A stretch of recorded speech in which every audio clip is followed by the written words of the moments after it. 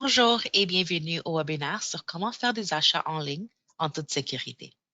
Je m'appelle Nawara et je suis la coordinatrice bilingue de l'Ontario C'est chez moi et étudiants internationaux se connectent à Costly Immigrant Services.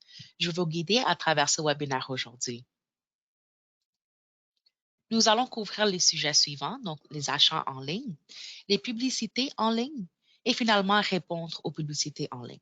Donc, commençons. Utiliser les services en ligne. De plus en plus chaque année, les Canadiens utilisent les services en ligne. Nous utilisons les services bancaires en ligne, nous faisons des réservations d'hôtels et achetons des billets d'avion en ligne. Nous commandons des taxis en ligne, nous commandons de la nourriture, nous sommes à la recherche d'appartements à louer en ligne. Nous magasinons pour pratiquement tout en ligne, par exemple des livres, de la musique, des ordinateurs, des vêtements et même des fournitures de nettoyage et même des meubles. Il n'y a rien de plus commode que les achats en ligne. Vous pouvez acheter des articles à partir de votre appareil mobile et les recevoir à domicile le lendemain. Vous devrez toutefois connaître les menaces associées à ce type d'achat, puisqu'elles présentent de nombreux risques, non seulement pour vos renseignements personnels, mais encore pour les actifs de votre organisation, par exemple, adresse de courriel, adresse d'expédition, numéro de téléphone, numéro de carte de crédit, etc. En adoptant des pratiques sûres lorsque vous faites des achats personnels en ligne ou utilisez le compte de votre organisation pour faire des achats en son nom, vous aiderez à assurer la confidentialité de vos actifs et renseignements sensibles. Trucs et astuces pour faire des achats en ligne. Magasiner en ligne. Lorsque vous magasinez en ligne, il est important d'utiliser nos compétences en pensée critique pour nous protéger. Si un site Web est une entreprise en ligne de bonne réputation, il devrait avoir ce qui suit. Donc, le nom de l'entreprise et les coordonnées, une description complète des biens et des services qu'ils vendent, liste de prix claire, y compris les taxes et les frais d'expédition, le montant total que vous devez payer et le calendrier des paiements, les modalités et les modes de paiement, une politique de retour ou d'échange, un moyen clair de contacter le service à la clientèle. Lorsque vous essayez de décider si une entreprise en ligne est de bonne réputation, il y a des choses que nous devrions chercher. Voici quelques signes qu'un site Web peut être une arnaque en ligne. Le site n'est pas bien conçu ou a des liens brisés. Il n'y a pas d'adresse ou de numéro de téléphone pour l'entreprise. Le bouton arrière est désactivé. Vous êtes coincé sur une page et vous ne pouvez pas revenir en arrière. Il n'y a pas de page termes et conditions. La politique de retour et d'échange ou la politique de confidentialité est difficile à trouver. Le site vous demande des informations de carte de crédit avant de faire un achat. Le site demande un dépôt avant de fournir des informations ou des services. Les prix sont trop bons pour être vrais. Si le prix est vraiment bas, c'est généralement une arnaque ou des produits contrefaits qui sont illégaux. Si vous trouvez l'un de ces choses, vous devrez probablement éviter de faire les affaires sur ce site. Et même si un site est honnête, il y a encore d'autres risques lorsque vous faites des achats en ligne. Toujours en suivant ces conseils pour des achats en ligne sûrs, faites quelques recherches avant de faire un achat. Lisez les commentaires du produit et comparez les prix sur différents sites. Vous pouvez trouver de meilleures affaires dans un magasin de la vie réelle. Lisez les commentaires sur l'entreprise pour vérifier leur réputation de qualité de service à la clientèle. Assurez-vous que le coût de l'article ou du service est clair, y compris les taxes, l'expédition et la manutention, ainsi que les droits de douane. Assurez-vous de bien comprendre la devise du prix. Le Canadien magasine souvent sur des sites web américains ou sur des sites mondiaux qui s'énumèrent dans de nombreuses devises différentes. Vous ne remarquerez peut-être pas qu'un prix est en dollars américains, puis soyez surpris lorsque vous vérifiez votre facture de carte de crédit. N'utilisez pas le Wi-Fi public pour magasiner en ligne, ce qui permet aux voleurs d'identité de voler plus facilement vos informations de carte de crédit. Utilisez toujours une carte de crédit ou un système de paiement en ligne sécurisé. N'envoyez pas d'argent comptant ou d'argent en virement bancaire. Imprimez ou enregistrez les reçus et les courriels de confirmation. Lisez vos relevés de carte de crédit et vérifiez s'il y a des frais non autorisés. Donc, un petit rappel, méfiez-vous des escroqueries en ligne, ne magasinez que sur des sites qui sont réputés, faites vos recherches avant d'acheter, n'envoyez pas d'argent comptant et vérifiez votre relevé de carte de crédit. Les publicités en ligne. Les Canadiens utilisent des sites classifiés en ligne pour acheter et vendre des produits et des services entre particuliers. Kijiji et Craigslist sont les plus connus, mais les nouvelles plateformes sont de plus en plus populaires et Facebook a également un service d'achat et vente. Ces plateformes sont souvent bonnes pour le logement publicitaire et les possibilités d'emploi. Ces sites nous permettent d'économiser de l'argent, de recycler, de réutiliser des articles, de trouver un logement partagé et même de gagner de l'argent supplémentaire. Malheureusement, ces petites annonces en ligne ou babillards peuvent donner de nombreuses possibilités aux personnes malhonnêtes. Il est important d'examiner une annonce de près avant de répondre. Y a-t-il des informations importantes qui manquent? Par exemple, comme l'état d'un article à vendre. L'annonce inclut-elle des photos ou sont les photos de l'Internet à partir du site web des fabricants ou d'une bibliothèque d'images stock? L'affiche demande-t-elle un virement bancaire pour paiement? Y a-t-il plusieurs ajouts de la même affiche pour la même chose? Est-ce que l'ajout de la demande vue invisible transaction, c'est-à-dire veulent-ils de l'argent avant que vous avez vu l'article ou même l'appartement? Cela pourrait être un signe que la personne affichant l'annonce a de mauvaises intentions. Répondre aux annonces en ligne. Lorsque vous répondez à des annonces, assurez-vous de poser beaucoup de questions.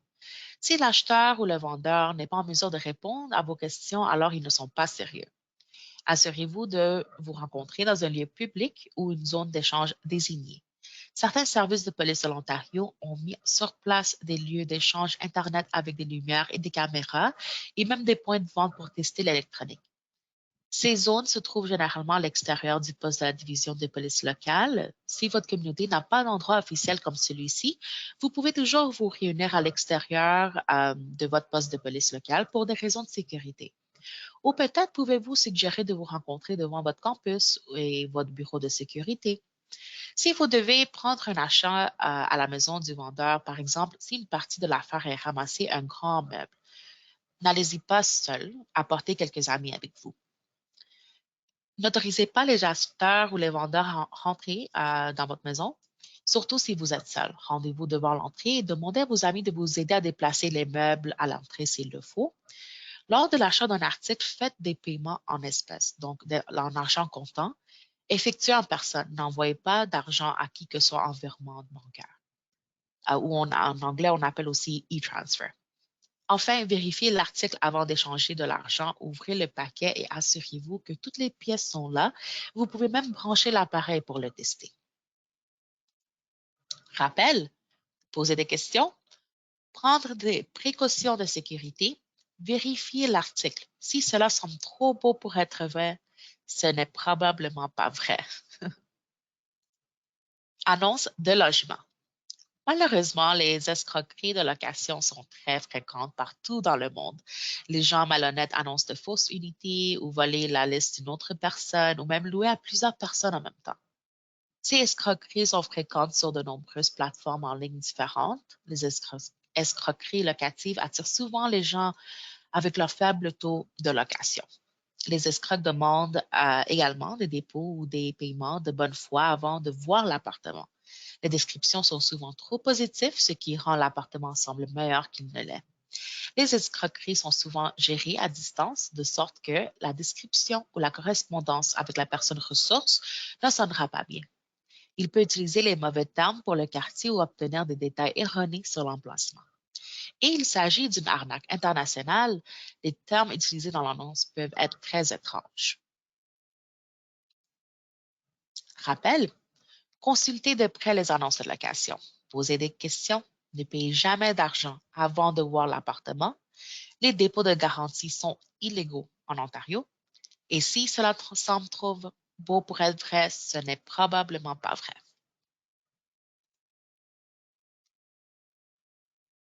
Beaucoup d'employeurs utilisent également des petites annonces en ligne pour faire de la publicité pour des emplois de tout type.